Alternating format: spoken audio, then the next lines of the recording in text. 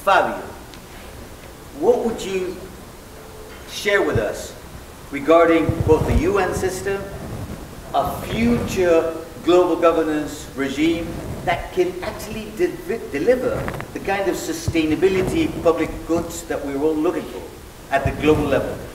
First of all, I think we have to be optimistic because we have many radical changes in the last 20 years. We were discussing in our breakfast that before 92, the civil society has no legitimacy to play a role. And since then, civil society and NGOs are playing a very important role. Then I think we have a completely different awareness about environmental issues and sustainability issues. But the challenge is how can we transform this awareness in political action? And action, in my opinion, is the challenge because we are following this since Rio 92, and it's important to say that I was in Cairo discussing the GEL 5, and a Chinese guy told me it's not Rio plus 10, it's Rio 20 plus, because we have taken into consideration what we learned in the last 20 years. And the world is so different, in my opinion, Pedro, because to talk about integration, global integration, 20 years ago, we have to remember that 20 years ago we have no cellular phones. My first cellular phone was in Rio. It's big, it's very expensive, and now we can connect ourselves through the media, you know, to the new medias, to internet, to cellular phones. And I think what we have to do is to have a clear idea what should be the outcomes of Rio plus 10. Because as you, plus 20, yes, 20 plus. No, I like this idea because we must take into consideration that being here is very difficult. We are completely lost in the scope. You know, the negotiation is very tough. We don't know exactly what's going on, but we are here. And being here, I think it's very important because you have in the agenda climate change, you have in the agenda biodiversity, you have social inclusion in the agenda.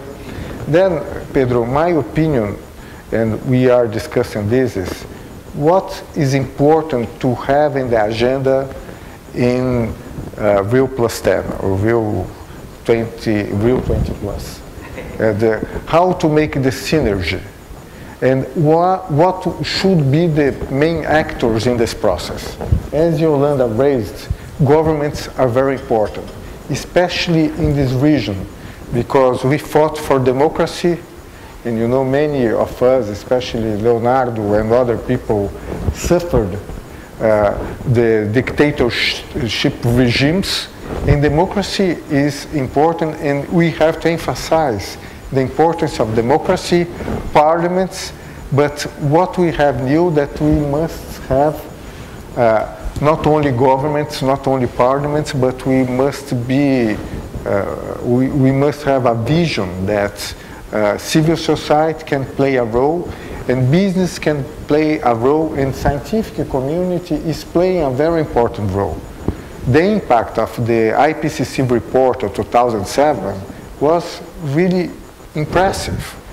You have two moments. You have the moment before the report of IPCC, and now we have a new moment that we have this public discussion about IPCC, but the IPCC model, in my opinion, was very important because we don't have this in biodiversity issues, but this is an institution that played a very important role. Then, to summarize, first of all, we must use what I called creative imagination.